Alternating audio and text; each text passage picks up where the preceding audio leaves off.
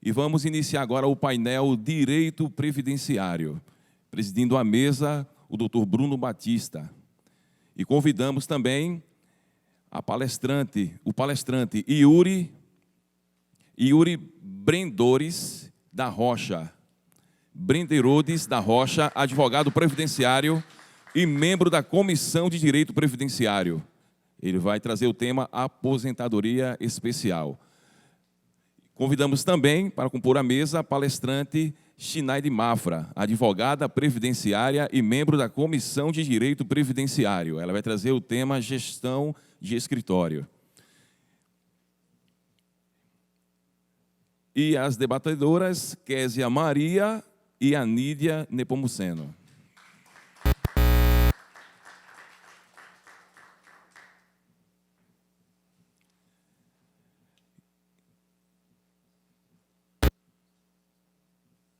Podem sentar e, nesse momento, passamos a palavra para o presidente da mesa, Bruno Batista. Bom dia novamente. Estou de volta a falar. Bem, vamos... A missão do presidente da mesa, na verdade, é muito mais controlar o tempo. Então, não vou palestrar, que nós viemos aqui para ouvir, né, nossos palestrantes, nossos debatedores. Como eu falei anteriormente, trouxemos o que temos de melhor e encontramos também aqui o que temos de melhor, como debatedores aqui, minhas amigas Késia e Anídia, que certamente vão enriquecer bastante esse debate. Shinaide vai falar sobre a organização de um escritório de direito previdenciário, que é muito importante isso daí, na verdade, porque nenhum de nós aprendemos isso na faculdade. Infelizmente, né, as faculdades de direito, de maneira geral, os currículos, não ensinam efetivamente a advogar. Né? Isso que ensinam, na verdade, é tão somente a base da matéria jurídica, e muitas vezes ensinam a tentar fazer com que o aluno passe em algum concurso ou passe na OAB. E isso, infelizmente, é muito ruim, porque a preparação não é uma preparação integral, não se prepara uma pessoa para exercer a profissão. E aí, Shinaide vai trazer isso, um aspecto prático da profissão, que é importante para todos nós. E Yuri vai falar sobre aposentadoria especial, algo que é muito importante também. Aqui, uma área, especialmente uma área industrial, como nós temos aqui no Cabo e na região, a aposentadoria especial é muito comum por conta da submissão dos segurados a agentes especiais. Então, tenho certeza que vai ser um debate muito produtivo aqui, junto com Késia e Anídia. Vou começar passando a palavra para a Shinaide, para que ela possa iniciar a sua exposição. Olá, bom dia. Já vou ficando em pé aqui, que eu não consigo falar sentada, não. Queria agradecer a todo mundo da OAB, a CAAP, a ESA, pelo convite. É um prazer enorme estar aqui com vocês. Adoro falar sobre esse tema de gestão de escritório, porque eu sinto a necessidade de abordar o tema. Eu percebo, quando eu contrato estagiário, advogado no escritório, que ninguém tem noção de como faz a gestão. Como o Bruno bem falou, a gente sai da faculdade, mas a gente não sabe bem para onde vai. Então, senta, monta um escritório e a gente começa, na realidade, a captar clientes. Esse é o grande objetivo, né? Todo mundo quer captar cliente, quer distribuir processo, e a gente termina se perdendo na organização do escritório. E isso é extremamente importante. É importante que a gente tenha metas, é importante que a gente distribua o nosso horário de atendimento, é importante que a gente organize. Na realidade, eu sou bem metódica com relação a todas as minhas partes da vida, então, academia, filho, eu sou toda muito certinha. E eu acho que o escritório só cresce e a gente só começa a ter notoriedade quando a gente organiza o nosso dia a dia. Então, hoje eu vim falar para vocês sobre a gestão do escritório previdenciário. Tem um foco mais para o previdenciário, até porque eu sou da área, então eu vou falar sobre alguns softwares jurídicos que são importantes, mas, de uma forma geral, a gente consegue aproveitar isso para todas as áreas do direito. Vamos lá? Ótimo. Obrigada. Está terminando aqui de ajustar.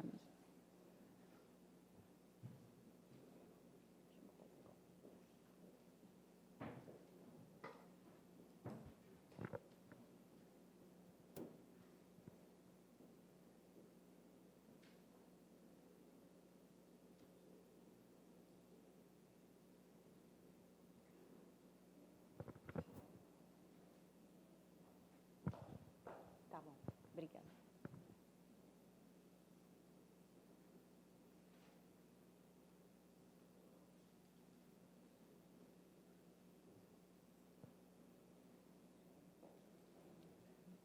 Podemos? Vão.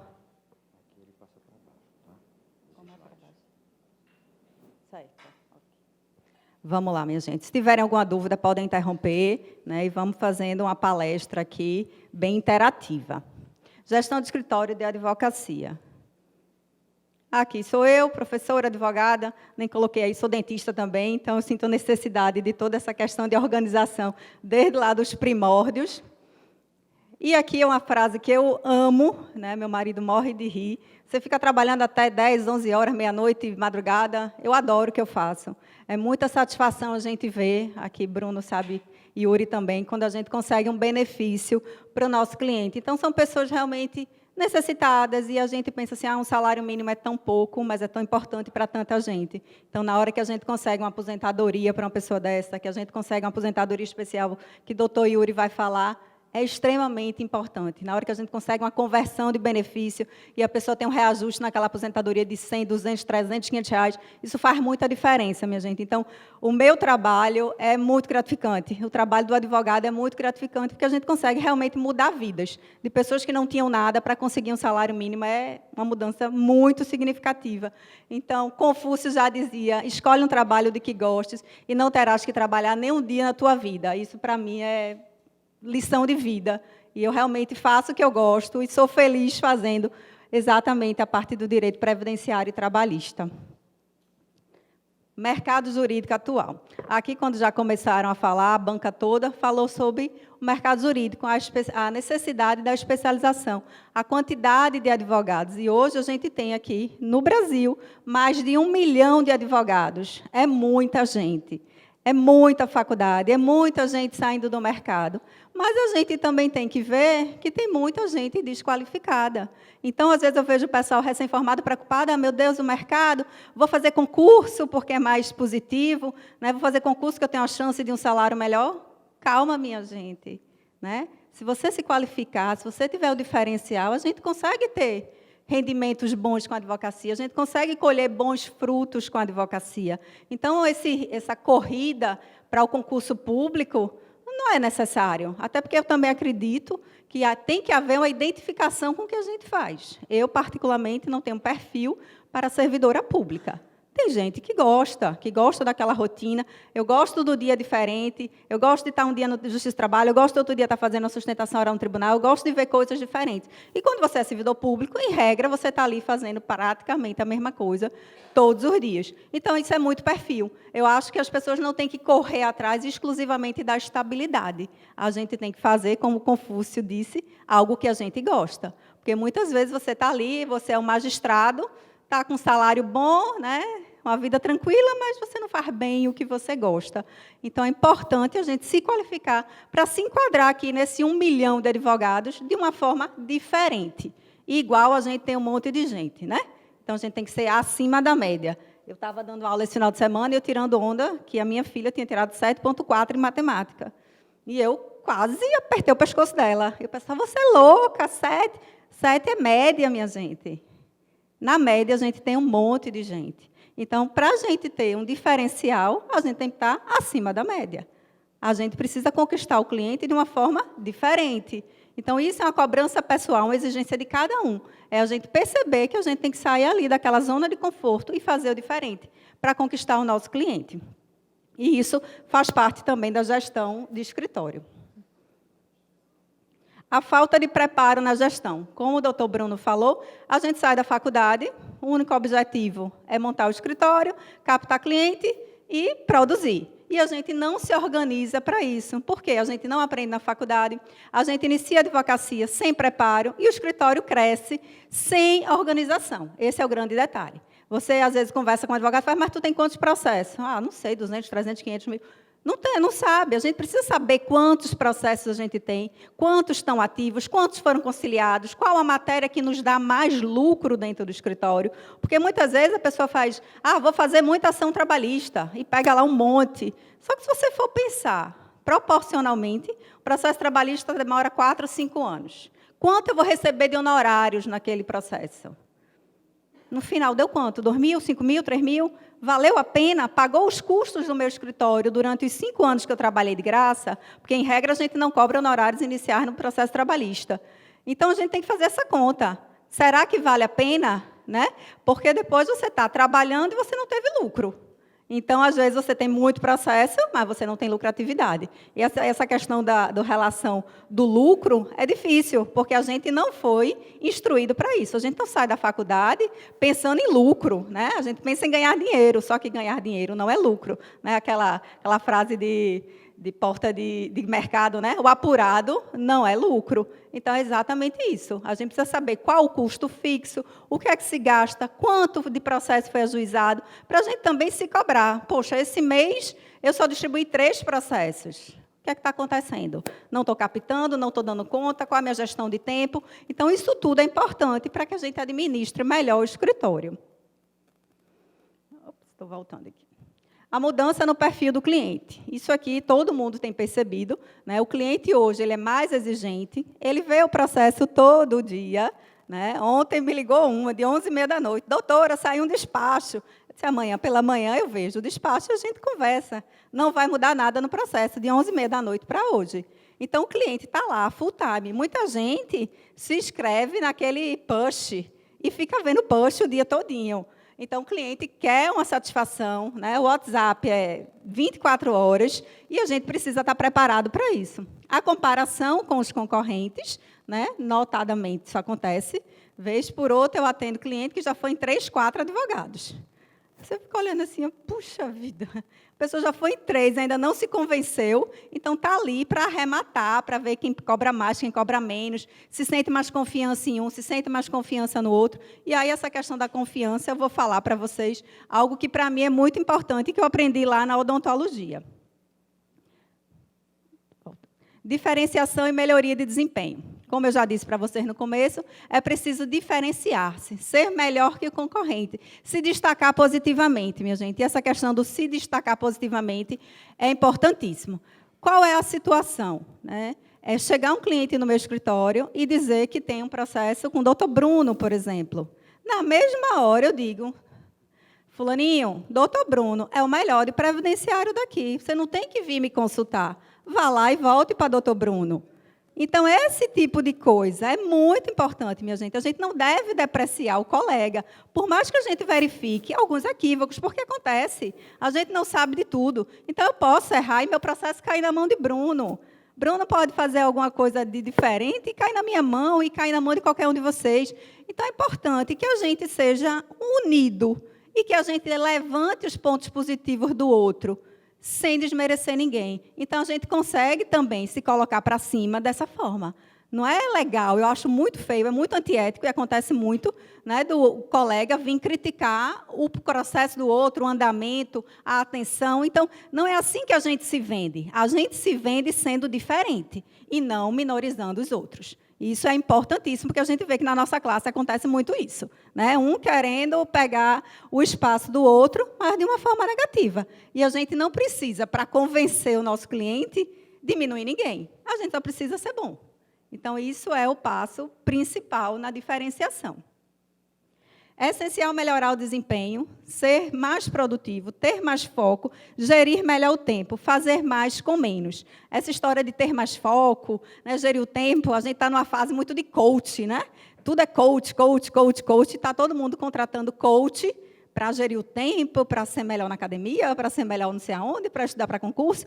E, sinceramente, pode ser até que tenha algum coach aqui, não desmereço a história do coach, mas eu acredito que essas questões são todas nossas, internas. Basta que a gente se proponha a fazer alguma coisa e queira. Né? Não adianta a gente se propor a fazer alguma coisa e não ter foco, não ter meta. Parece muito fácil, mas não é. Tudo é uma construção diária. A gente vai estabelecendo as metas e batendo, e conquistando e estabelecendo novas. Mas a gente precisa ter disciplina, porque senão você fica naquela, atendi 10 clientes hoje, amanhã não atendo ninguém. Eu fazia parte de um escritório, eu era sócia, e eu me estressava com isso. Porque só eu marcava cliente, só eu distribuía processo, só eu fazia absolutamente tudo. E o pessoal estava sempre tranquilo. Por quê? Porque eu estava produzindo. E eu ficava cobrando aos meus colegas. Minha gente, precisa ter meta. A gente tem que dizer que vai distribuir 10 processos no mês e distribui 10. Se a gente disser que vai distribuir 100, tem que distribuir 100 e correr atrás dos 100. Então, se você não tem meta, você acha que está fazendo bom. Você não tem parâmetro. Então, a gente precisa nos impor os parâmetros. A gente tem que ter uma meta pessoal para o escritório, senão o escritório não cresce. Você tem aquela sensação de que você está ganhando dinheiro, mas muitas vezes você não está crescendo. E é importante isso para a própria satisfação pessoal da gente. Pelo menos eu entendo dessa forma. Eu gosto de ter as minhas metas, de alcançá-las e de aumentá-las, né? Se a gente fica naquele platô, a gente está sempre fazendo a mesma coisa. Então, eu hoje não vou para a academia se eu não tiver objetivo. Eu não vou para a academia entrar e conversar com o povo. Não, eu vou para a academia para conquistar alguma coisa. Então, eu vou para o escritório para conquistar alguma coisa. E é importante a gente colocar isso sem a história do coaching, né? Sem esse exagero que existe, do que a gente quer e onde a gente quer chegar. A importância da gestão jurídica. É fundamental realizar a gestão de escritório de forma eficaz e inovadora para sobreviver em um mercado mais competitivo e obter uma visão empresarial estratégica. Isso é o que eu estava falando a vocês aqui desde o começo, é a gente ter noção de processos distribuídos, processos arquivados, matérias que a gente tem êxito, e a gente consegue fazer tudo isso com um bom software de gestão jurídica. Para que serve o software? Reinventar a prática jurídica a partir da adoção de estratégias inovadoras, incorporar uma visão estratégica da banca, avaliar a saúde da carteira de clientes, que é aquilo que eu disse a vocês. Muitas vezes a gente tem um contrato de partido, por exemplo, para trabalhista. Eu tenho 10 processos nessa banca, recebo X. Será que isso está me dando um retorno positivo? Quanto é que eu tive de êxito? Será que isso aqui está valendo a pena? Então, esses pontos, onde eu estava dando aula, e é uma turma jovem de pós-graduação de previdenciário, mas, professora, a senhora está dizendo que a gente não vai poder pegar aqueles benefícios que ganham bem pouquinho. Eu não estou dizendo isso, não é isso. Mas você precisa saber quanto aquele benefício vai te render de lucro. Eu vou pegar um LOAS, vou receber quanto? Em quanto tempo? Então, isso tudo tem que ser pesado. E é difícil, porque advogado é ruinzinho de fazer conta. E é trabalhoso. Mas a gente precisa, eu gosto de fazer isso. Então, eu penso, quando eu vou fechar um contrato, eu penso, se eu cobrar X, o meu processo vai demorar, em média, 4 anos. Eu divido mês a mês. Então, por mês, isso vai me render R$300. Vale a pena? É um processo que eu vou ter quanto de deslocamento? Tem processo que a gente precisa diligenciar o tempo inteiro. A gente vai pedir uma tutela antecipada. Eu tenho que estar lá toda semana enchendo o saco do servidor. Tenho que ir lá conversar com o juiz. Então, se eu vou ganhar R$300 no mês, vou fazer 4 deslocamentos que vão me cobrar, que vai me custar R$50, vale a pena? Então, muitas vezes, na hora da construção do preço, a gente pensa, não, vou cobrar 5 mil ao cliente inicial. Poxa, 5 mil é muito. Aí você vai lá e faz a conta. Às vezes, 5 mil não vai ser nada, dependendo do trabalho que eu vou ter naquele processo. E isso a gente vende convencendo o nosso cliente, convencendo do trabalho, estabelecendo o que a gente chama de raporte, passando confiança de que aquilo é, de fato, o valor justo para a cobrança dos honorários. E a parte de gestão de escritório entra também nisso. É a gente ter um sistema onde a gente produza para o cliente uma folha com o documento do processo, é dar um feedback ao cliente. Isso tudo é gestão de escritório. A gente precisa distribuir o processo e dar retorno ao cliente. Informar a data de audiência, informar o número do processo, informar como é que o cliente consulta isso no site. Muito advogado distribui processo e nem diz qual foi o número, onde está, para o cara nem ter o acesso ao processo. É obrigação da gente.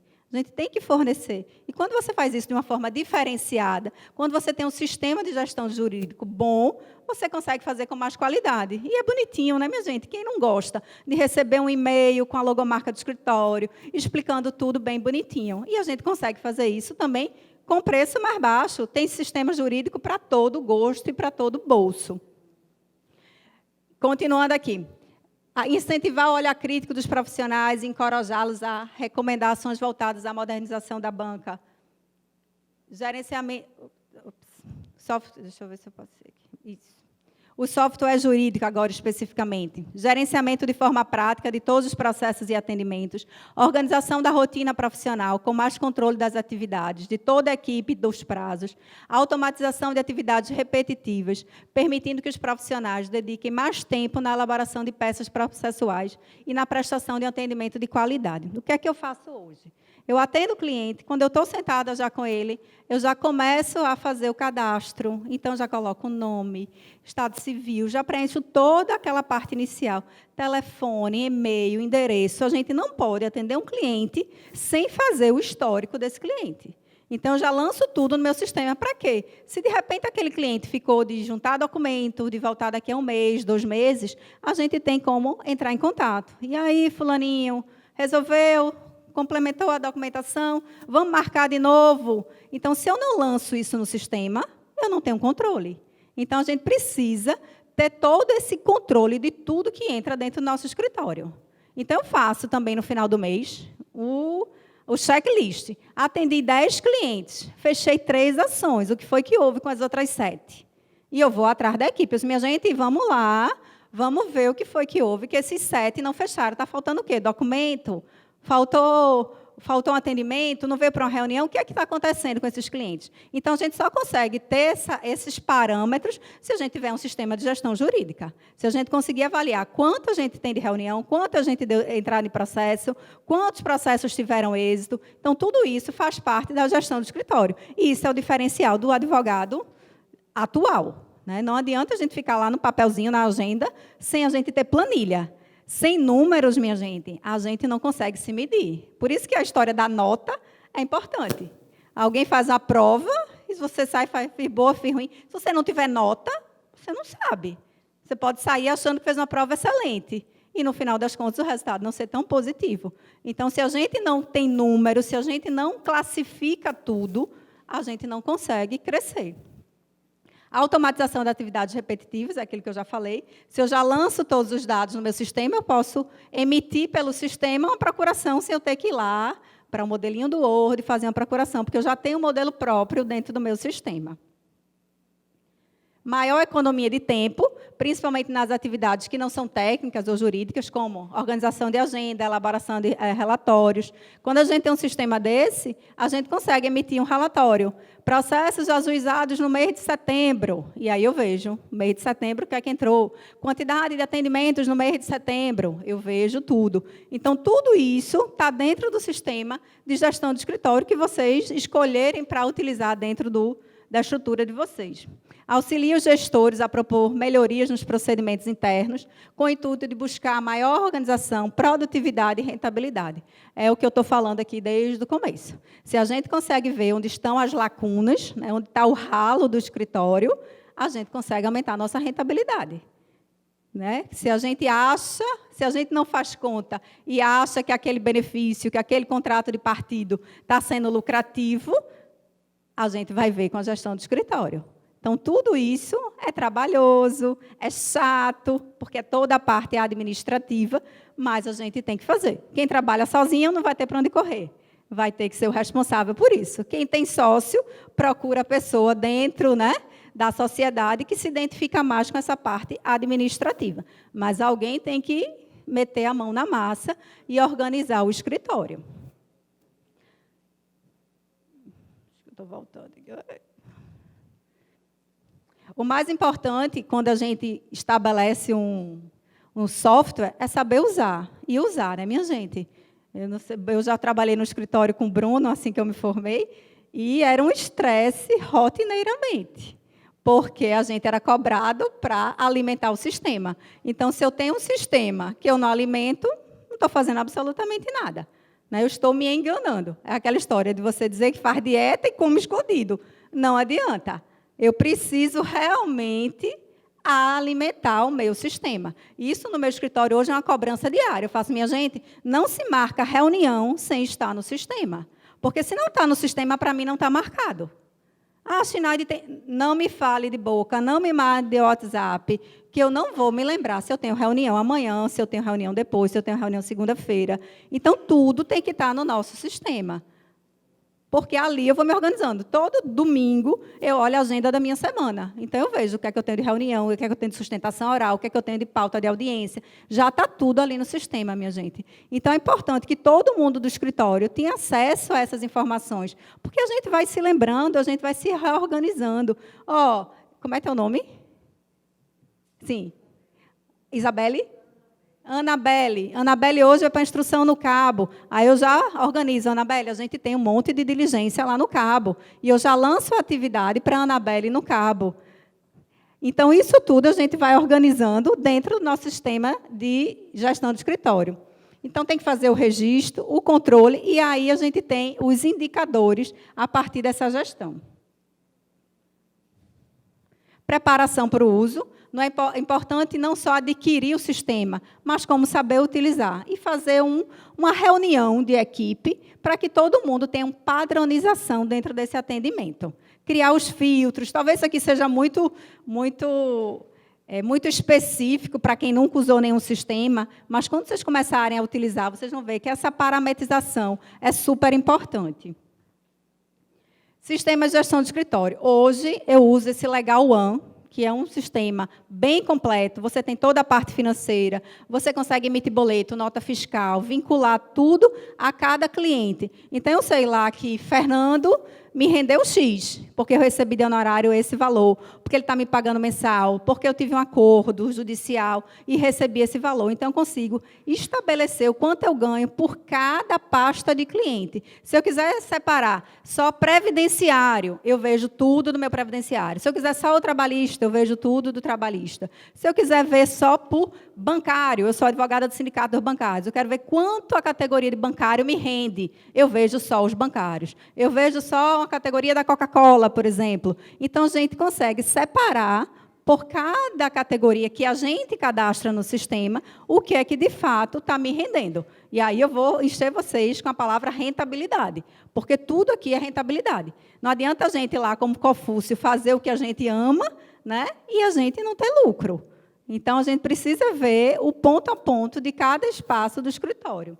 O Promad é um serviço que é oferecido pela OAB, tem um custo muito bom, também é um bom sistema, e o Astrea, que também é um sistema mais barato e também bem eficaz. O Promad, eu acho assim, que tem poucas opções para filtro, né? Eu acho que deixa um pouquinho a desejar. Mas, com relação... Eu acho até que é de graça, né, os primeiros meses para recém-formado. Pronto. Então, assim, pelo preço, né, é excelente, não tem nem o que discutir. Você começa a utilizar e vai sentindo a necessidade de melhorar. Tem gente que usa Promad até hoje, porque não tem tanta necessidade de parametrização. Usa o Promad? Aqui, sistema para cálculo específico para o previdenciário. A gente tem o Prévios, que eu gosto muito também. O site do IEPREV, o IEPREV Calc, é muito bom. E o IBD Calc também é bem eficiente, mas eu ficaria aí com o IEPREV ou com Prévios, que são os mais, para mim, os mais precisos, os mais fáceis de utilizar. Manual de procedimentos. O que é um manual de procedimentos? É você estabelecer o fluxo de procedimento dentro do escritório. Então, é como eu disse a vocês, o cliente chega no meu escritório, a gente preenche a ficha de atendimento, coloca todos os dados, para depois a gente dar andamento ao atendimento em si. Porque se eu não tiver um fluxograma, eu termino me atrapalhando. Então, eu tenho também cliente de aposentadoria especial, eu já tenho uma lista de documentos. Então, quando o cliente senta, eu já vou fazendo um checklist. Entregou isso, não entregou isso, está faltando, tal, isso. Terminou, a gente explica ao cliente como é que vai ser a ação judicial, qual o prazo. Eu sempre estabeleço um prazo de 30 dias para dar entrada na ação. E tudo isso a gente vai dentro do fluxo. Então, a gente tem que ter uma sequência de atendimento. Porque se um dia eu atendo de um jeito e não faço o cadastro de cliente, no outro dia eu não pego os documentos corretos, as coisas começam a não andar de uma forma correta. E quando chega lá na minha hora de distribuir a ação, é quando eu vou olhar, eita, está faltando a procuração, eita, não assinei contrato de honorário, eita, não pedi o PPP. Então, a gente tem que seguir uma sequência relativamente rígida de atendimento, senão a gente se perde. A gente distribui processo, quando vai ver, não tem o telefone do cliente. Eita, esqueci de anotar. Aí lá vai a gente para o WhatsApp para ver se conversou com o cliente, se tem ou se não tem. Eita, não anotei o e-mail, ou não peguei o endereço correto. Então, se a gente fizer sempre tudo na mesma sequência, a gente para de ter erro, ou ao menos diminui a possibilidade de erro. Então, é bom ter fluxo de trabalho. Eu não coloquei um fluxograma aqui para vocês, para também não ficar muito longo, mas cada um sabe qual é o seu fluxo de trabalho. Atendimento ao cliente, a questão da padronização. E aqui algo que, para mim, é muito importante, que é a história do raporte. A gente está falando aqui muito de questões técnicas, mas o raporte, minha gente, é quando a gente chega num lugar, a gente é atendido por A, B ou C, e a gente conecta com aquela pessoa. A gente consegue, sem nunca ter conhecido aquela pessoa, estabelecer uma relação de confiança. E isso é importantíssimo. Então, sempre que estiver atendendo o cliente, é olhar para o cliente, é se dedicar ao cliente, evitar atender telefone, evitar dizer, interromper para resolver qualquer besteira, não olhar o WhatsApp, não ver Instagram. Então, aquele momento, você parou para atender Fernando, Antônio, José, e ele está ali querendo a tua atenção. Então, a gente precisa, e essas besteirinhas terminam fazendo diferença. Porque, às vezes, o cliente levanta e faz, não, eu vou procurar outro advogado. É porque você não estabeleceu o raporte. Você não passou a confiança necessária para que ele fechasse o contrato com você. Então, esse momento é um momento crucial dentro da nossa estrutura de escritório. E eu vou dizer a vocês, acho que 95% dos meus clientes entram no meu escritório e no meu escritório ficam. Porque a gente consegue estabelecer essa relação de confiança. Não mintam, é o que a gente conversou aqui no começo. Sejam éticos. Se o direito não é bom, digam que não é bom. Se o direito é muito bom, assegurem que é bom, mas não garantam êxito na causa, porque a gente não pode garantir êxito de absolutamente nada, infelizmente. Então, por mais que a matéria seja simulada, por mais que a matéria... Pode pegar um juiz de primeiro grau que entenda de uma forma diferente. E a gente vai ter que ralar, como vocês bem sabem. Então, ética.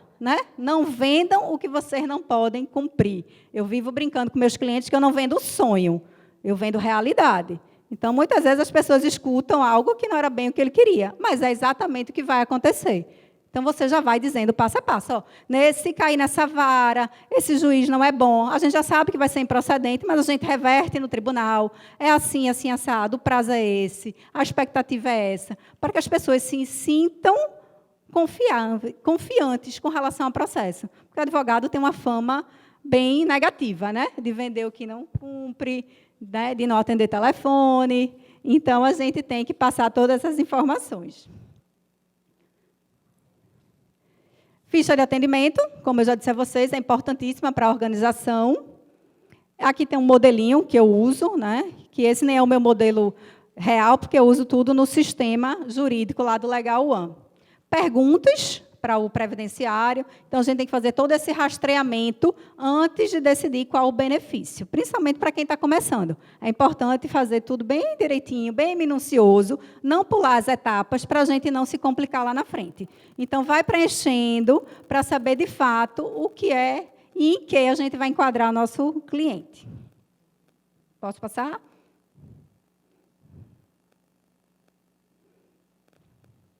Os indicadores para a advocacia previdenciária, é aquilo que eu disse a vocês, quantidade de atendimentos, quantidade de contratações, taxa de conversão. Eu adoro essa história da taxa de conversão. É ver quanto eu atendi e quanto virou processo. E eu vivo fazendo isso. Todo final de mês eu vou lá fazer o meu balancete e ver o que foi que aconteceu. Quem é que se perdeu nesse meio e o que é que está faltando para voltar. E a gente liga. Oi, fulaninho, cadê? Arrumou o documento? Está precisando de ajuda? Está faltando alguma coisa? Posso te ajudar com alguma coisa? O que é que você precisa para voltar para o escritório? Acabou, se a gente não está cobrando o cliente, a gente está se mostrando, inclusive, preocupado. Então, muitas vezes, o cliente se sente acolhido com a nossa preocupação. Agora, se eu não lançar no sistema que eu estou pendente de documento no cliente A, B ou C, eu não vou saber. Na cabeça, eu, particularmente, não dou conta de saber quem está faltando o quê e como é que vão ser os andamentos. Então, o sistema serve para isso. Gestão de tempo, aqui para finalizar, que meu tempo já acabou. É importante a gente otimizar o nosso tempo. Então, na hora que estiver atendendo, minha gente, é atendendo. Na hora que estiver redigindo, é redigindo. Parece meio redundante, mas eu já trabalhei com outros advogados, e eu escutava, meu tempo não rende. Eu passo o dia todo no escritório e não faço uma petição inteira. Tem que focar. Na hora que eu sento para redigir, eu viro o meu celular de cabeça para baixo, ou deixo com os meus estagiários e faço, não, me chame. Estou redigindo essa petição. Estou terminando esse prazo. Agora, se for minha filha, meu marido, você me chama que eu vou atender. Senão, não falo com ninguém. Então, a gente tem que ter os momentos de foco total. A gente tem que ter os momentos off. Porque, senão, a gente realmente passa o dia no escritório, começa a trabalhar cedo, acaba a noite e a gente não fez quase nada. Porque a gente começa a responder um e-mail, aí entra no WhatsApp. Aí responde o cliente, volta para o e-mail, vai, acabou-se o dia e a gente não fez nada. E tem aquela sensação de que não está produzindo absolutamente nada. O foco, né? Acho que o foco da nossa palestra é foco. A gente tem que ter foco no atendimento, foco na questão do tempo e ver o que é que está tirando nossa atenção. Né? Não, vou parar aqui 5 minutinhos para ver o Instagram, vou ver o Facebook. E aí você vai navegando, aí entra, aí vê um sapato, aí vê uma bolsa, e vai andando. Quando você vai ver, já se foi. Vê sapato e bolsa, não vê? Pronto. Tem que ver. Mulher que não entre para ver sapato e bolsa todos os dias, tem alguma coisa errada. Eu entro também, todos os dias. Então, a gente termina perdendo tempo. E tem que ter esse foco. Que horas eu vou ver o meu Instagram? Eu estabeleço. Eu vejo meu Instagram na hora do almoço. Então, estou lá almoçando e estou vendo meus sapatos e minhas bolsas. Agora, se a gente passar o dia vendo o Instagram, a gente não faz absolutamente nada. Aqui é um exemplozinho de planilha que eu coloquei. Então, o que é que eu faço? Eu começo cedo, né? Tem muito advogado que começa a trabalhar 10 horas, 11 horas. Eu não acho que se eu começar a trabalhar às 11, eu vou conseguir fazer tudo que eu tenho que fazer no dia. Então, eu começo o meu dia muito cedo. Então, primeiro momento, eu entro nos sites STJ, STF, TNU, vejo o que é que está acontecendo. Leio migalhas e aí começo, de fato, a trabalhar. Respondo os WhatsApps do dia anterior, respondo os e-mails, e depois eu começo, vejo com a minha equipe o que é que está fazendo, o que é que tem audiência, qual o prazo de hoje, o que é que precisa de mim, o que é que eu vou ter que revisar. Minha gente, tem algum prazo hoje que eu preciso revisar? Não, Sinai, está tudo tranquilo, a gente consegue desenrolar tudo. Então, tá, me deixem aqui no meu canto que eu vou começar a redigir. E aí eu vou seguindo. Retorno de ligações de clientes, despachar com a equipe.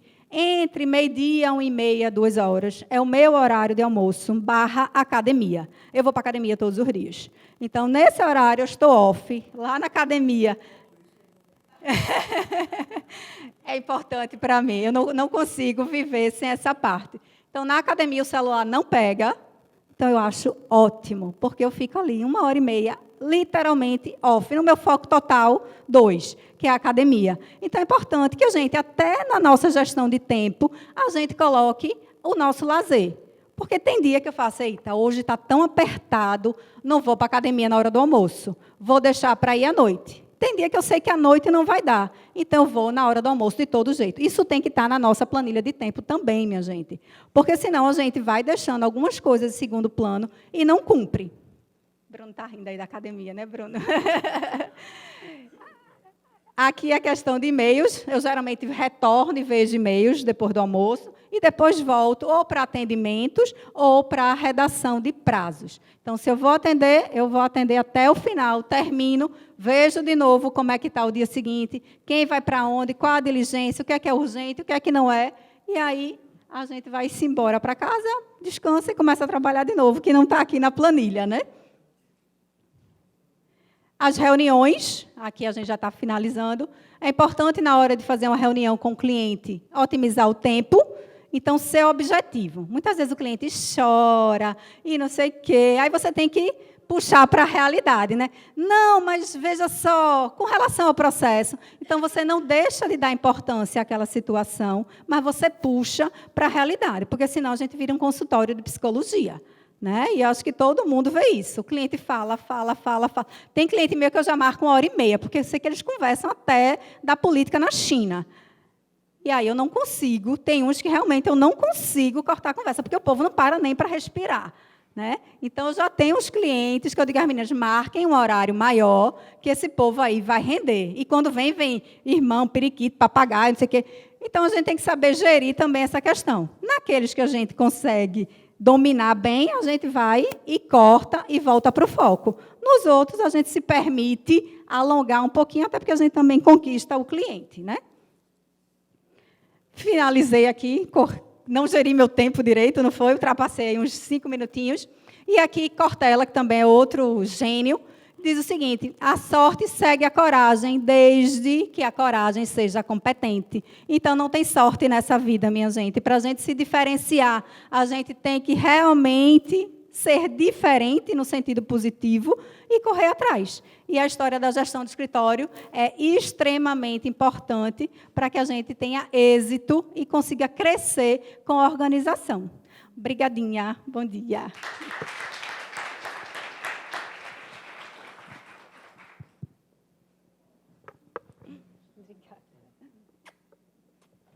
Quero parabenizar a nossa palestrante, Schneide, pela brilhante exposição.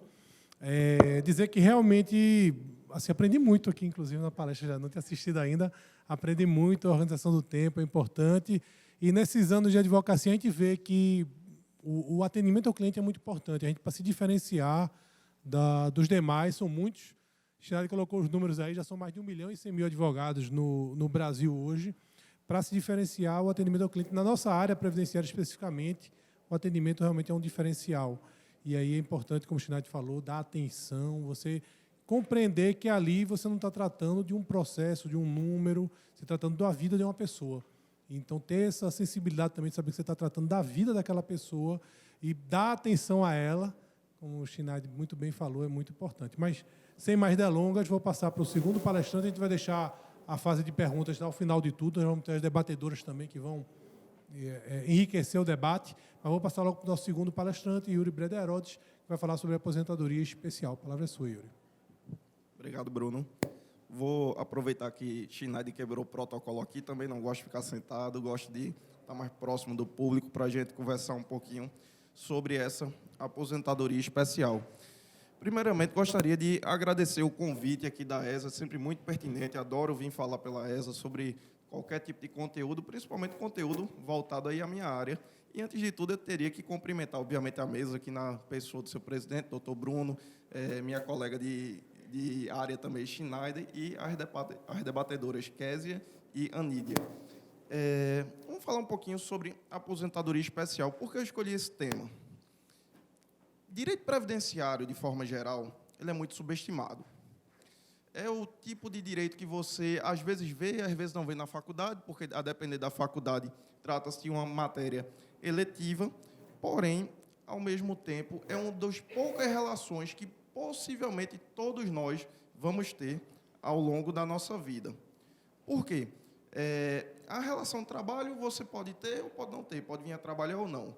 Você pode ser empresário, você pode vir a ser servidor público, mas independentemente se você estiver ligado aí ao regime próprio de previdência ou ao regime geral de previdência, você, obviamente, ao final da sua carreira de trabalho, o que eu acredito que é o objetivo de todos nós é se aposentar no futuro, ainda aí com saúde para gozar os anos que nos restam e realmente fazer, além do que gosta, que tem que gostar do trabalho, obviamente, mas tocar outros projetos aí. E aí, para falar um pouquinho de aposentadoria especial, eu vou fazer só uma rememória aqui, para quem realmente não é da área. A Seguridade Social é algo que, como todos sabem aqui que estudam constitucional, está protegido pela nossa Constituição Federal. Essa Seguridade Social ela é dividida num tripé: saúde, previdência e assistência social.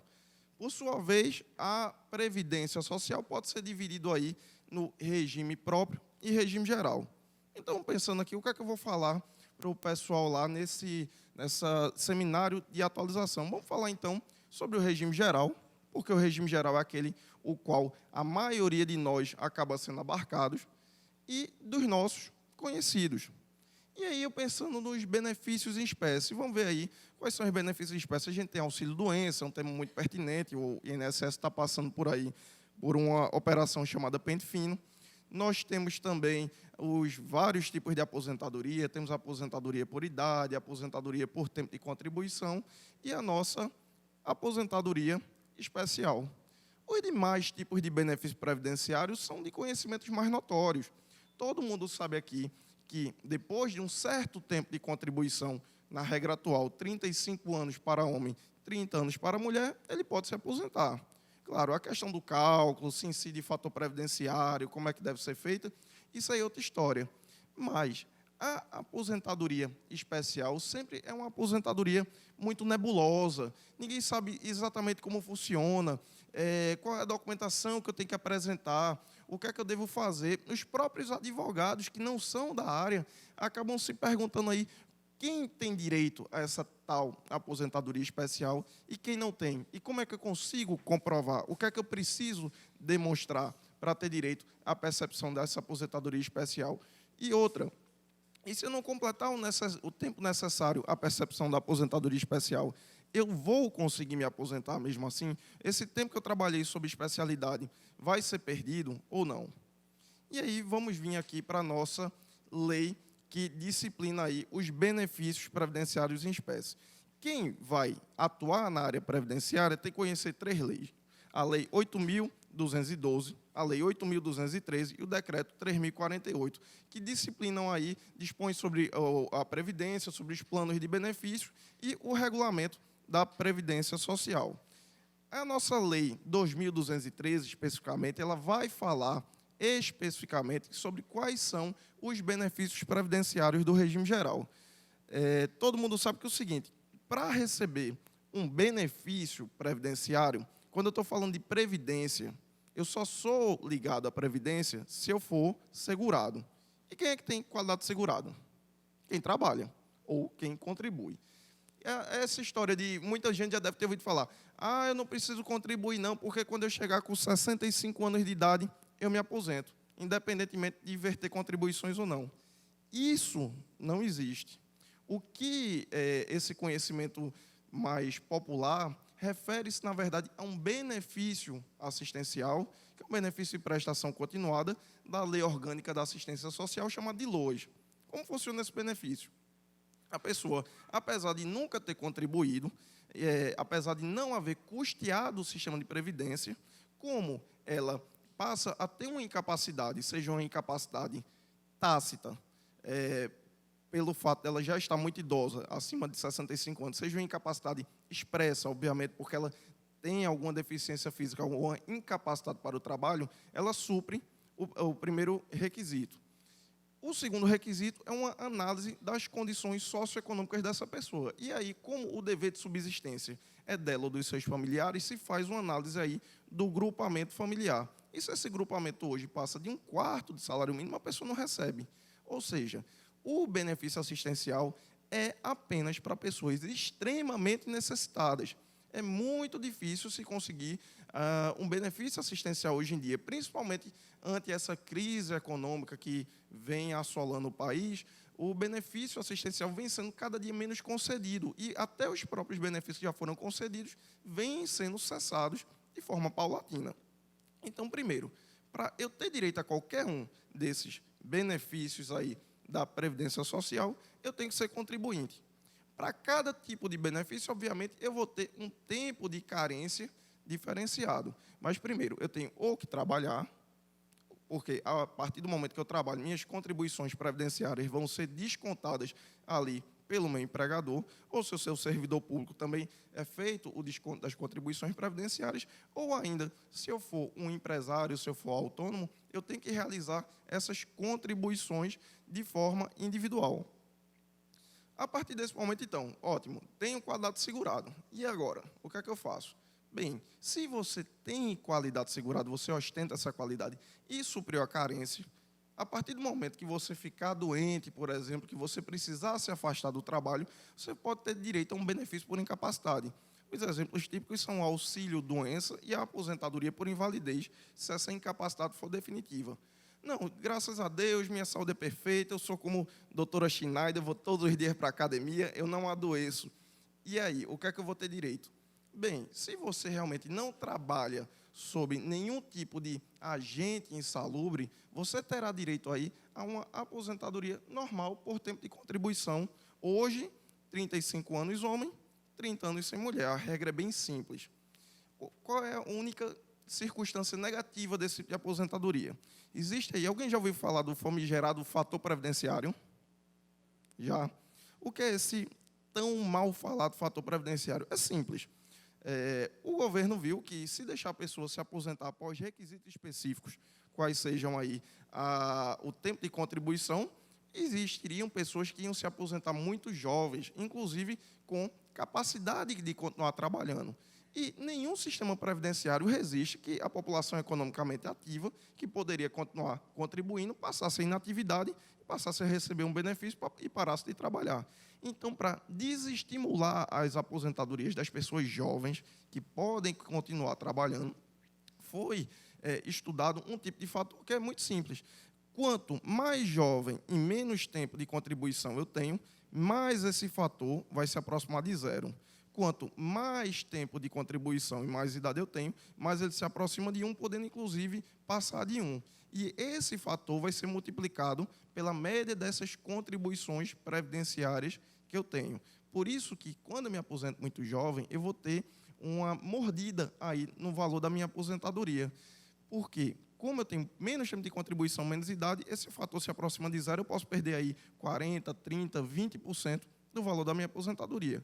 Horrível isso. Isso realmente é para desestimular que as pessoas que têm capacidade de trabalho se aposentem. Só se aposenta com o fator previdenciário quem efetivamente está precisando receber aquele benefício.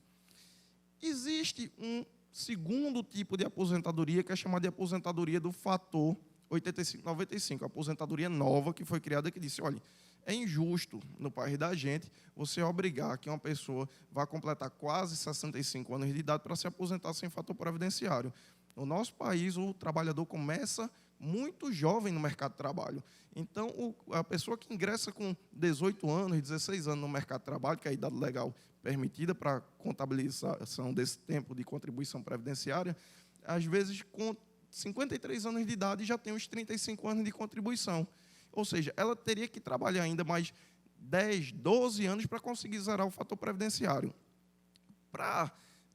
Nesse tipo de caso específico, a pessoa que tem muito tempo de contribuição, criou-se uma aposentadoria nova, que é chamada aposentadoria do fator 85-95, 95-85 até esse ano, que essa contagem vai mudar. Como é isso? Muito simples.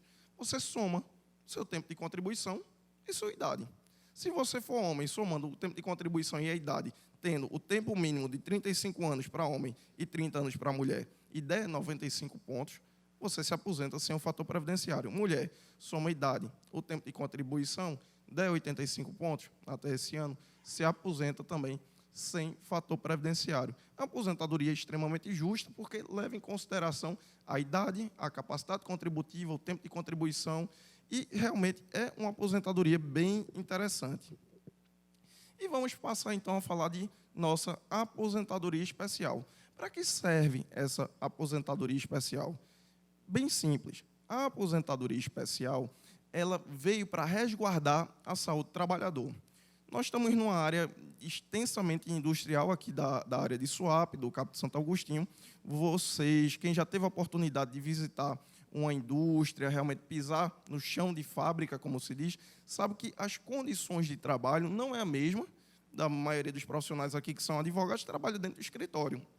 Você trabalha com atividades que têm agentes nocivos à saúde. Você pode trabalhar com agente nocivo físico à saúde, por exemplo, ruído. Você pode trabalhar com agente químico nocivo à saúde, por exemplo, hidrocarboneto aromático. Você pode trabalhar com agente biológico nocivo à saúde, vírus, fungos e bactérias. Então, é injusto que essas pessoas tenham o mesmo tempo de trabalho, precisam trabalhar tanto quanto uma pessoa que trabalha dentro do escritório que não está sujeita a nenhum agente salubre. E isso não é apenas uma benesse do Estado. O Estado não está, o Estado é muito bonzinho, ele está pensando em mim porque ele não quer que eu adoeça. Não, isso é uma questão matemática, é muito simples. O Estado vê que quando deixa um trabalhador desse que está vertendo aí seu labor ante esse agente insalubre, ante esse agente nocivo, ele vai se desgastar muito rápido e vai ter que se apoiar na saúde pública. Então, a conta para ele é melhor ter menos contribuições, deixar essa pessoa se aposentar mais jovem, do que ter amplos gastos com saúde pública no futuro. Até porque a saúde pública não tem essa contribuição direta. Ela faz parte da contribuição da Seguridade Social, como a gente viu mais atrás, no tripé da Seguridade. E como é que a gente faz, então, para receber essa aposentadoria especial? Muito simples. A depender do agente insalubre, eu preciso de 25 anos de tempo de contribuição, 20 anos de tempo de contribuição, ou 15 anos de tempo de contribuição, a depender da gravidade desse agente. Esses dois aqui, 15 e 20, são muito raros, porque são agentes de saúde extremamente agressivos, a exemplo de radiação, mineralogia, o cara que realmente é mineiro, está ali embaixo, na mina, sob condições absolutamente inumanas. O mais comum, 99% dos agentes salubres vão estar enquadrados aqui em 25 anos de atividade. E você precisa de uma carência. Você, para se aposentar, precisaria aí de, no mínimo, 180 meses de contribuição. Mas demonstrado o trabalho durante esses 25 anos de agente insalubre, se seu agente insalubre for de 25 anos. Porque essa carência aqui é justamente pensada no caso que o agente insalubre é de 15 anos. Ou seja, ninguém se aposenta especial com menos de 15 anos de contribuição. Como é essa aposentadoria? Ela tem uma benesse. Vamos dizer o seguinte, eu vou deixar que você se aposente com apenas 25 anos de contribuição, independentemente da idade, para que você não adoeça. É justo se eu vou me aposentar, não por minha própria vontade, mas sim por uma vontade imposta aí do Estado, que eu tenha alguma perda econômica em decorrência disso. Ora, não foi opção minha. Eu não me voluntariei a me aposentar jovem, enquanto ainda tinha capacidade de trabalho. Isso é feito para poupar minha saúde. Então, no caso da aposentadoria especial, qual é a principal benesse? Você aí tem 100% do salário-benefício. Significa que não há a incidência de fator previdenciário sobre esse cálculo das médias de contribuições. É muito bom, realmente, para o segurado conseguir se aposentar com aposentadoria especial. Ele vai ter aí simplesmente uma média de 100% das suas contribuições, os quais hoje poucas pessoas conseguem atingir. Qual é a parte ruim da aposentadoria especial? Você não vai poder continuar trabalhando sobre agente salubre.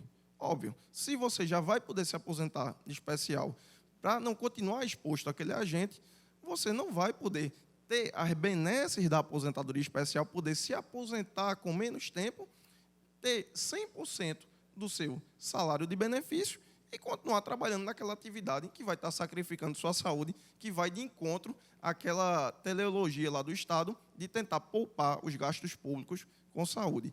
Então, obviamente, no caso de aposentadoria especial, é necessário que você se afaste da atividade ao momento que você se aposenta. O tempo não vai comportar uma análise legislativa mais extensa. Infelizmente, previdenciário é uma coxa de retalhos. Você não tem uma legislação dominante. Como parte do princípio tempus regi actum, a depender da época que você estava trabalhando, estava exercendo seu labor, as contribuições previdenciárias vertidas naquele momento e aquele trabalho realizado naquele momento vão obedecer à legislação pertinente à época. É por isso que, por exemplo, quem é mais antigo deve ter escutado falar: engenheiro civil é muito bom, porque engenheiro civil se aposenta com 25 anos. Antigamente era assim. Nessa legislação aqui, da década de 60, a aposentadoria especial não era pela efetiva incidência do agente insalubre, e sim pela função. Existia um rol taxativo de cargos, a exemplo do engenheiro civil, a exemplo do soldador, que pelo simples fato de estar enquadrado naquele rol ali taxativo, ia ter direito à utilização desse tempo como sendo especial. A legislação amadureceu, ela viu que o seguinte: ora, tem engenheiro civil que nunca pisou numa obra. Existe, não é pela simples formação dele que ele vai ter direito aí a receber. Tem engenheiro civil que é meramente projetista, que ele vai ficar no trabalho mais interno. E existe um pobre do serventuário, um ajudante de pedreiro que está lá, no meio da obra, sujeito ao agente salubre, sujeito ao risco, sujeito à periculosidade. Então, a legislação veio amadurecendo no sentido de que o que importa hoje não é mais a função que você desempenha, e sim, independentemente da sua função, se existe uma incidência de agente salubre, seja ele físico, químico ou biológico, que vá afetar a sua saúde. Obviamente, existe uma normativação de quais são esses agentes salubres e o limite mínimo legal. Porque, obviamente, por exemplo, todos nós trabalhamos aqui, vamos a fórum, por exemplo, vamos à Justiça Federal, estamos sujeitos a um agente salubre ruído, um agente salubre físico.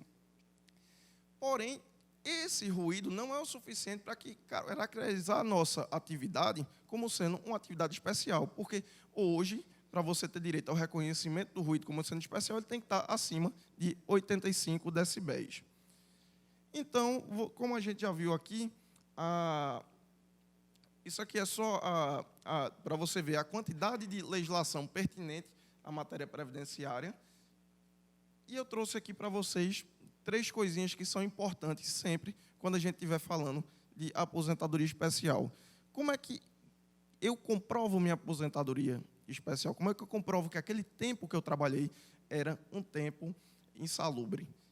A prova, infelizmente, deve ser realizada pelo autor, pelo segurado, tanto ante a autarquia previdenciária, ao INSS, quanto ante a Justiça Federal, onde 99% dos processos aí correm no Juizado Especial Federal. E qual é a documentação correta, competente a comprovar essa incidência de agente insalubre?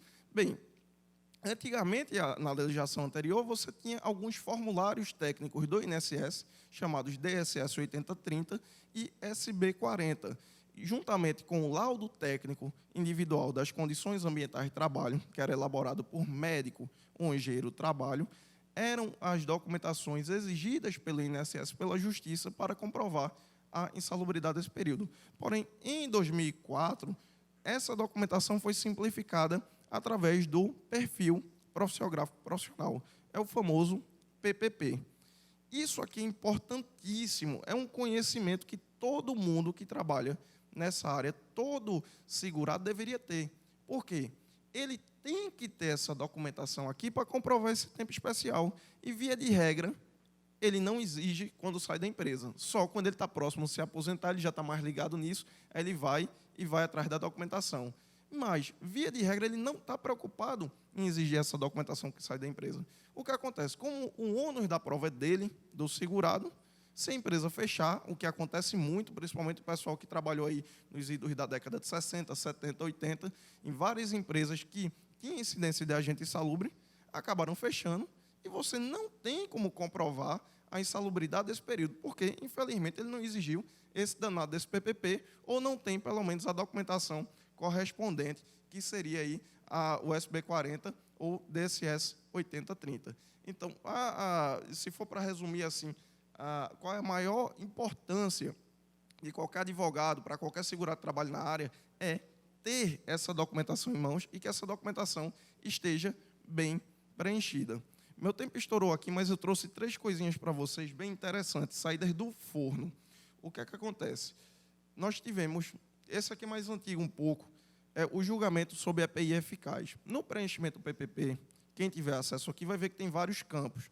E tem um campo lá perguntando se o EPI, o equipamento de proteção individual, que aquele segurado usa, que aquele trabalhador usa, é eficaz ou não.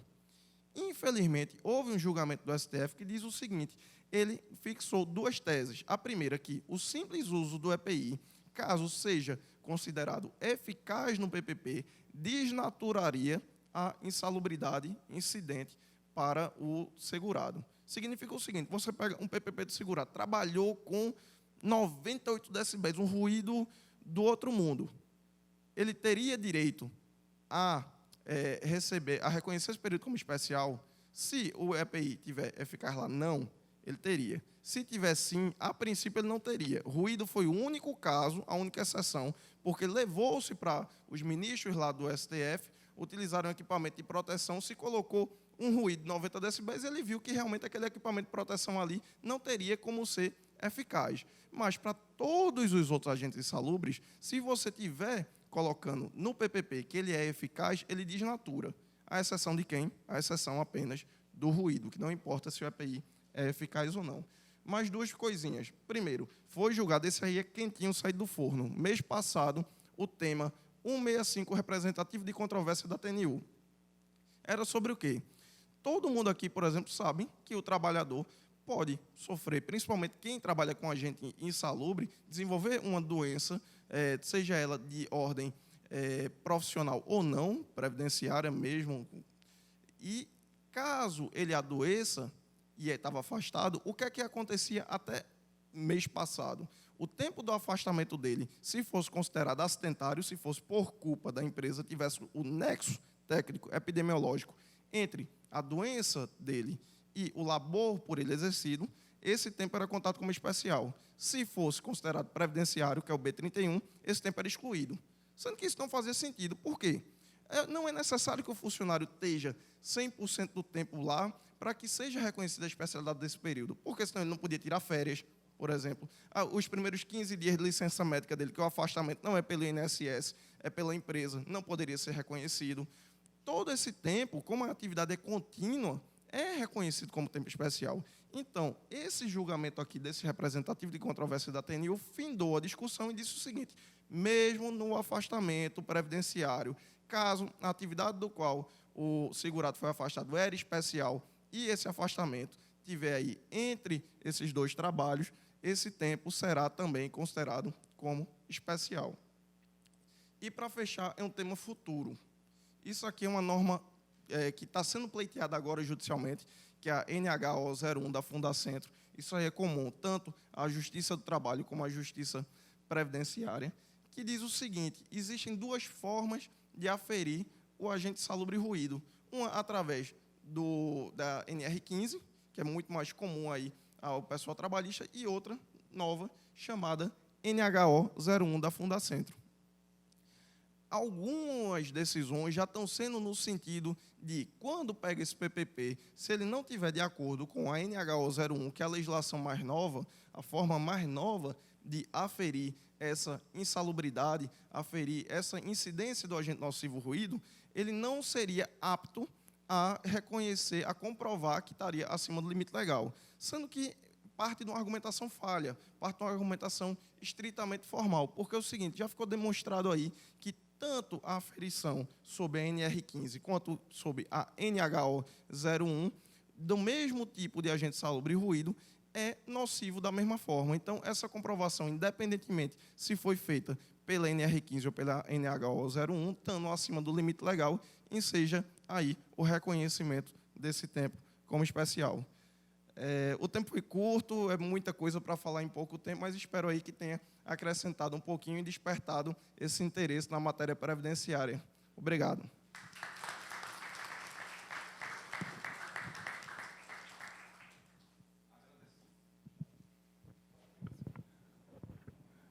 Muito proveitosa as palestras, tanto do Dr. Yuri como da doutora Schneid. Nesse momento, o presidente da mesa, Bruno Batista, ele vai abrir para que os debatedores possam se posicionar também. Parabenizo Yuri pela palestra. Sou suspeito de falar de Yuri, conheço há muitos anos, trabalhamos juntos também já há muitos anos. Ele, obviamente, mais velho do que eu, todo mundo pode ver aqui, né? Ele começou antes. Mas, sem maiores delongas, vamos também para as nossas competentes debatedoras, iniciando respeitando a ordem alfabética, minha amiga Nídia. Bom dia a todos e a todas. Quero cumprimentar a todos, em especial, hoje o escritório está fechado só para estar aqui, viu, doutores? As estagiárias estão aqui, um abraço para vocês, meus amores. Meus alunos também, quero agradecer a todos que estão aqui. Vamos lá, né? Muito assunto. Estou vendo que aqui eu e Kézia está muito desfalcada, viu, Kézia? Porque todos aqui trabalharam com o Bruno, então a gente está perdendo aí no pódio, viu? Eu gosto muito sempre de falar, a gente comentando, eu aqui analisando a palestra da doutora, a gente dá aula, eu dou aula, e aí eu tento passar para os alunos aquilo exatamente que eu não recebi na faculdade, que é aquela interação, o que é que acontece no dia a dia com a gente, advogado. Porque, pasmem, muitas vezes eles não sabem como é a advocacia na vida real. E exatamente levar para ele esse viés entre a faculdade e o que é na realidade. Né? Eu gosto que o estagiário que passa lá no escritório, pelo menos, ele tenha conhecimento de até como se arquiva um processo, como faz uma pastinha, a pasta que tem que ser arquivado aquele documento, para que ele possa futuramente ter noção de como guardar um documento ou até mesmo guardar uma pasta no computador. Porque muita gente ainda não sabe. Né? A gente sofreu agora, há uns anos atrás, com a mudança do PJE. Aqui no Cabo nós tivemos advogados que se aposentaram porque não estavam dispostos a entrar nessa nova empreitada, que seria o mundo da tecnologia. E a gente sente com isso. Então, esses novos advogados que estão vindo, eles vêm com a carga de informática maravilhosa, que vai fazer com que a advocacia ela tenha um plus, que isso é interessante. A implantação de software em escritório, eu acredito que seja bastante interessante, realmente, a título de controle, né? E a título do rapport, né, doutora? É interessante que, antes de cobrar, não só tenhamos noção da tabela de honorários, mas, às vezes, o valor que vamos receber do cliente, ele é muito mais importante, porque nós estamos tratando da vida. Então, se você deixar claro para o cliente que não existe pessoa mais interessada naquele processo, depois dele, que você, porque se ele vive do benefício previdenciário, a gente vive dos honorários que virão daquele benefício. Então, se não existe outra pessoa no mundo mais interessada naquele processo que você, se a gente não deixar claro isso, com certeza não haverá contratação do seu serviço.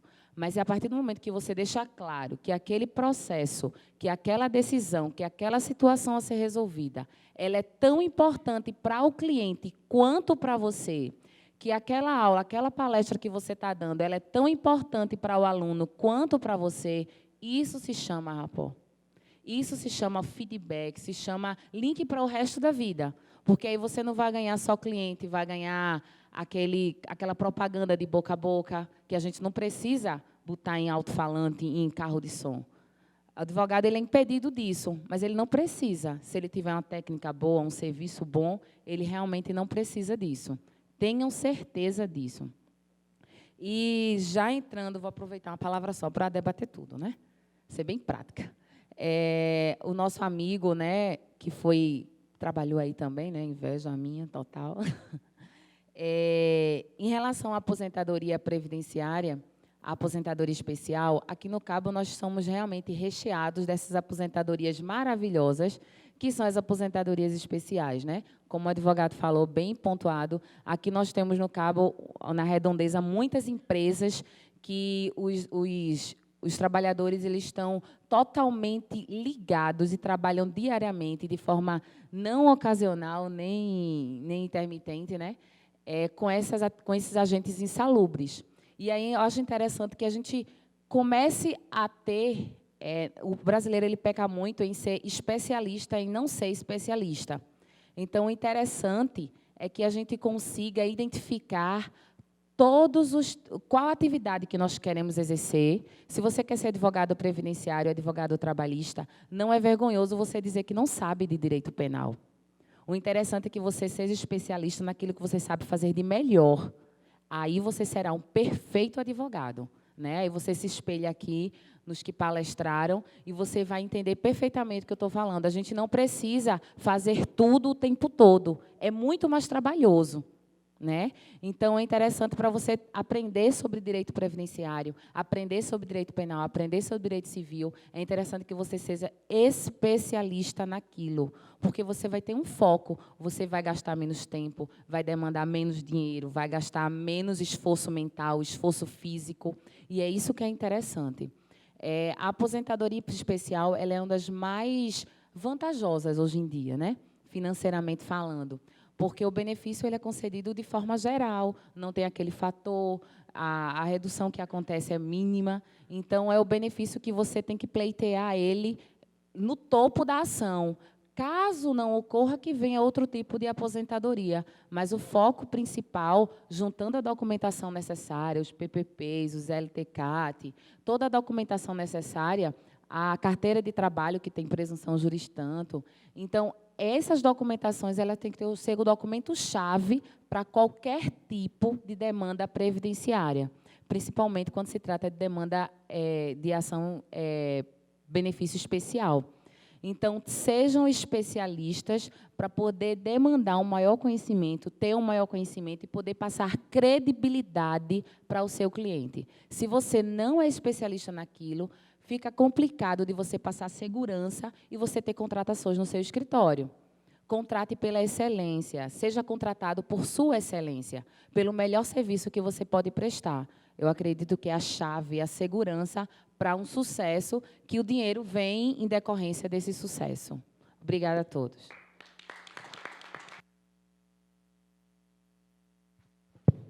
Obrigado a Anídia Nepomuceno pela valiosa contribuição ao debate. Parabenizo aí pela explanação. E passo para a Késia Maria, que vai também debater o assunto. Bom dia a todos. É um prazer estar aqui, né, sendo convidada por essa mesa maravilhosa. Cumprimento na pessoa do Dr. Bruno, a qual eu respeito e considero muito, e fico emocionada até de estar ao seu lado pela sua capacidade, humildade e bom serviço prestado à advocacia de Pernambuco. O que eu tenho para complementar ou para falar para as pessoas, e principalmente para o público, que eu sei que, na sua grande maioria, são advogados e estudantes de direito, e também para reiterar o que a Anídia falou. Eu, quando saí da faculdade, em 2009, eu tive aula de previdenciário de forma eletiva, mas a gente estudou a lei, né? Só a lei, a letra da lei. E a prática, realmente, eu não sabia de nada, nós não sabíamos de nada. E comecei indo para o INSS. Foi uma das melhores escolas que eu aprendi, foi lá, no balcão do INSS, de forma administrativa.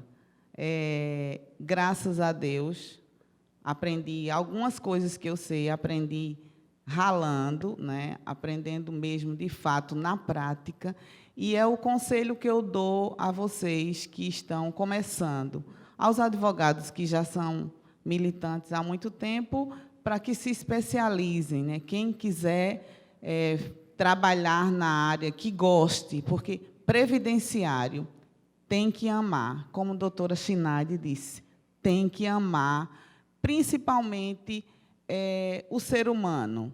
A gente tem... Uma vez eu fui para uma audiência na Justiça Federal e eu acho uma das justiças mais bonitas do mundo, eu acho a Justiça Federal, me perdoe as outras justiças, no sentido de que o juiz, eu sinto como ele descesse o degrau da justiça e olhasse e olhe o cidadão em si, o servidor, aquele trabalhador que trabalhou 25 anos, 30 anos, ele desce lá e vê o pedido daquele cidadão. Então, que vocês sejam sensíveis à causa, que vocês gostem do que vão trabalhar, que vocês escutem o trabalhador que chega, às vezes, no seu escritório, doente, às vezes que tenha trabalhado 30 anos, 25 anos, que estejam cansados. Sensibilizem com a causa dele e façam um serviço bom, prestado de forma honesta, com ética. Como a doutora Chinaide disse, eu parabenizo a ela pela ética, pela postura, que tenha ética também com os companheiros. Isso é um grande serviço para a advocacia. Isso é a minha contribuição, doutor Bruno. Obrigado a Késia, que, além de grande advogada, vem prestando uma grande contribuição aqui à CAAP, como representante aqui na subseccional do Cabo. Apesar do avançado da hora, abrimos para perguntas. Abriremos, então, aí para as perguntas, para os palestrantes e debatedores. Quem quiser fazer a pergunta, fique inteiramente à vontade.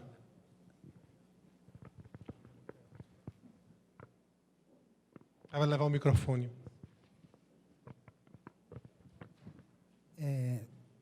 O meu nome é Almir, eu sou aluno de Direito da Faculdade Fachuca, e a minha pergunta não é nem bem uma pergunta, é uma observação desse termo que foi falado. Por exemplo, a quantidade de advogado que foi falada aí, eu creio que ainda é pouco. Por que é pouco?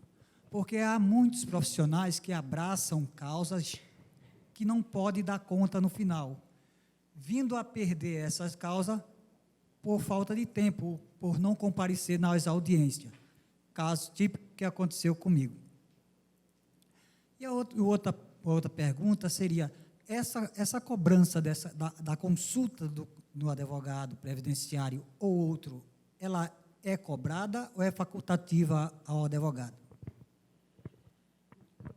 Oi, Almir, bom dia. Almir, eu acredito que isso seja um posicionamento de cada advogado. Eu cobro. Então, mas também não cobro a todos os clientes. Tem cliente que está ali, como a gente conversou, pleiteando o benefício de um salário mínimo. Então, não adianta eu cobrar R$ 100, que não vai ter os R$ 100. Então, a gente deixa para receber no final, nos honorários. Já outros clientes, principalmente quando eu percebo que é mais consultivo, que eu sei que aquilo não vai evoluir. Eu faço muita parte de planejamento previdenciário. E, muitas vezes, o cliente vem para ver qual é a documentação que ele vai precisar, como é que ele faz para organizar. Então, ali, eu sei que eu não vou ter uma demanda judicial de imediato, eu vou ter a longo prazo. Então, eu cobro a consulta, mas sempre vendo qual é o perfil do cliente e vendo quem é que pode, de fato, pagar. Né? Eu acho que não adianta a gente cobrar de quem não tem. Né? Não, nem me sentiria à vontade com relação a isso. Mas eu acredito que a cobrança seja algo interessante, até porque valoriza o nosso trabalho. Na hora que você paga por alguma coisa, você já vê de uma forma diferente. A outra Se me permite, Almir, é interessante que todos saibamos que existe a tabela de honorários, né? E a tabela de honorários da AB, ela tem um valor para a consulta. Então, a consulta ela não se torna, se cobrada, injusta ou ilegal, tendo em vista que a nossa própria tabela ela já tem um valor específico para esse serviço, certo? A outra observação diz respeito à aposentadoria especial, ou seja, precoce. Eu me aposentei precocemente. Sei que muitas pessoas não vão gostar disso, porque todo mundo quer alguém quer se aposentar precocemente, é óbvio, para gozar um pouco mais a vida. Mas eu não gostei dessa aposentadoria precoce e não aconselho ninguém a se aposentar. Se possível, por quê? Porque você acaba não sendo preparado para essa aposentadoria especial ou para essa precocidade. Eu demorei muito tempo, uns anos, para lá e para cá, até decidir que vou fazer o quê? Eu vou estudar. Então, foi a única forma que eu encontrei de preencher esse espaço. Aí você pergunta, por quê? Mas você poderia fazer qualquer outra coisa, mas nem sempre qualquer outra coisa serviria para você. Por exemplo, a minha área é de segurança, mas eu não vou estar aposentado na área de segurança e fazer segurança por R$ 1.000 por mês. Não compensa. Não compensa na violência que estão hoje vivendo, não compensaria. Teria que ser uma coisa mais light. A coisa mais light você não vai encontrar. Se fosse encontrar, talvez aí seria R$ 600 ou até R$ 1.000. Para que daria R$ 1.000 para você gastar de combustível e etc, etc. Então, você acaba tendo que ficar obrigatoriamente novo, parado, sem ter o que fazer.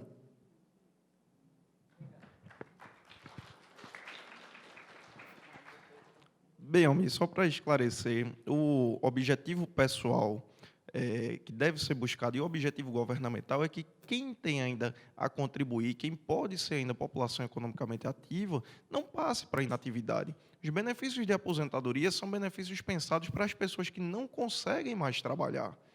Tanto a aposentadoria por tempo de contribuição quanto a aposentadoria especial.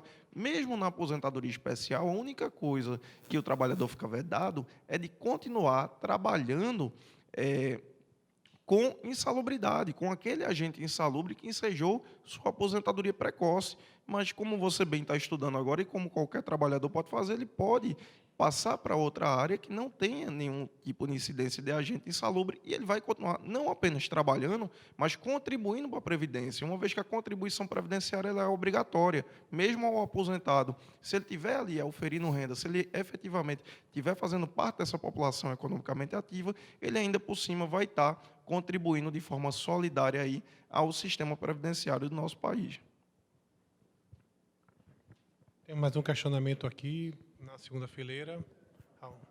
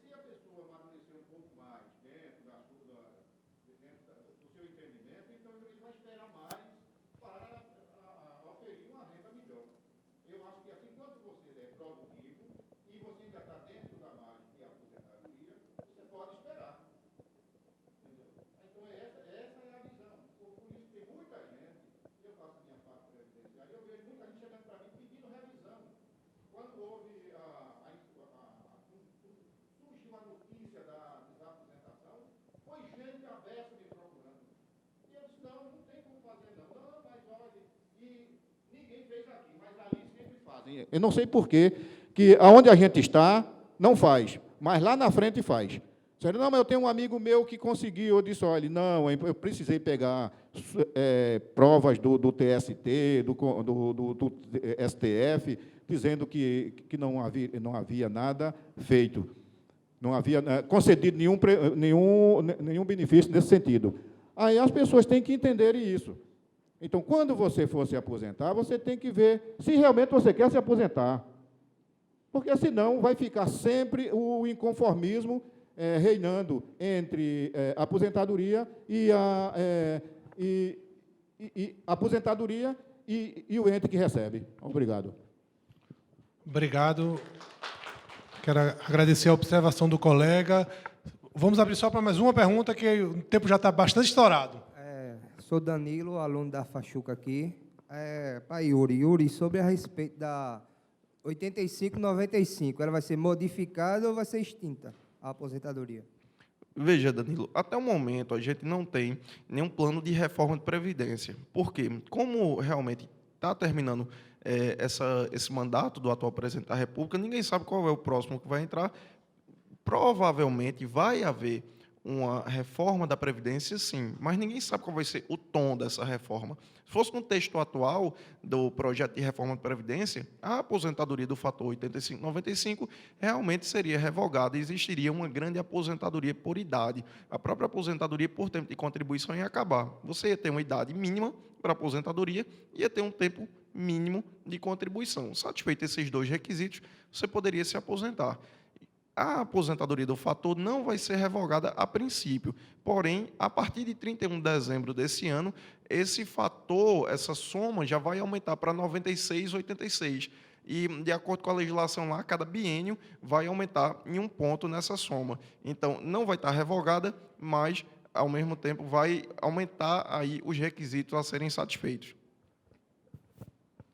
Bem, quero agradecer novamente aos nossos palestrantes, tanto o doutor Yuri Brederodes, como a doutora Shinaide Mafra, nossas debatedoras que também foram palestrantes, Kézia e Anídia. Agradecer à ESA pelo convite de estar aqui. Para mim é sempre uma honra e um prazer participar dos eventos da ESA, cumprimentando, inclusive, aí nossos palestrantes do próximo painel, Arthur Lins, Emília, que também está ali. E agradecer também, a ESA, eu agradeço em nome de Mário Guimarães, agradecer a Subseccional do Cabo, em nome do seu presidente, doutor Severino, e agradecer também a equipe da ESA, essa equipe aqui que trabalha nos bastidores, que faz com que seja possível a gente realizar esse seminário. Eu faço em nome do meu amigo Baltazar, que está sempre às ordens, à disposição, para prestar um serviço bem para a OAB. E obrigado a vocês e parabéns, fico muito feliz de ver o auditório cheio, num dia como hoje aqui, todo mundo procurando se aperfeiçoar. Pessoal, muito obrigado.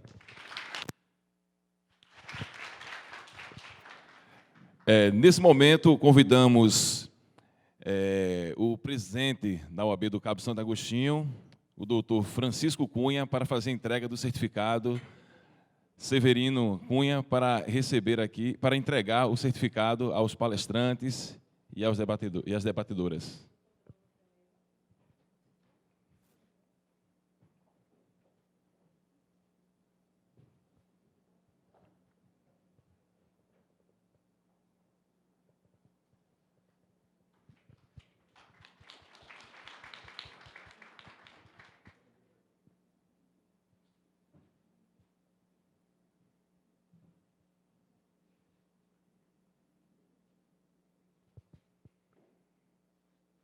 Recebendo Shinaide Mafra, ela é advogada previdenciária e membro da Comissão de Direito Previdenciário.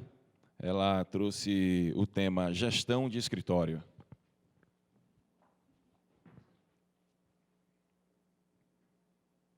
Recebendo também o certificado a Nídia Nepomuceno, uma das debatedoras. Recebendo das mãos do presidente da OAB, Yuri Rocha, advogado previdenciário e membro da Comissão de Direitos Previdenciários, com o tema Aposentadoria Especial, foi abordado na manhã desta quinta-feira. Doutora Kézia também recebeu o certificado e a doutora Késia quer usar a palavra para fazer um reconhecimento especial ao doutor Bruno.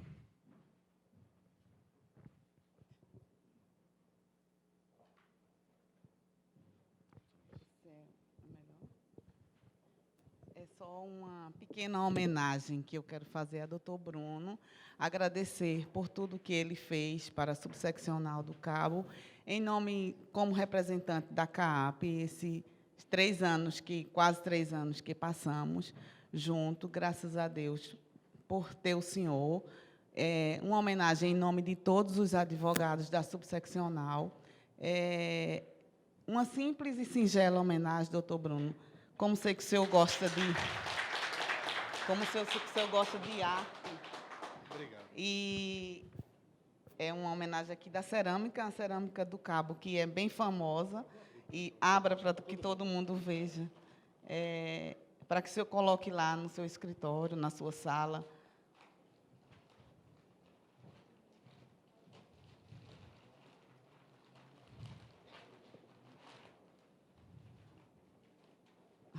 Eles embalaram bem direito.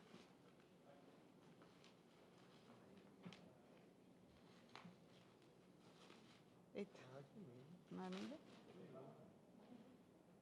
Para os que não são do Cabo, a cerâmica, fazendo uma propaganda, né? A cerâmica é uma coisa muito boa aqui pertinho do shopping e do hotel, e é uma coisa tradicional aqui no Cabo, a cerâmica do Nena. Então, receba essa homenagem, doutor Bruno, agradecida de coração por tudo que o senhor fez.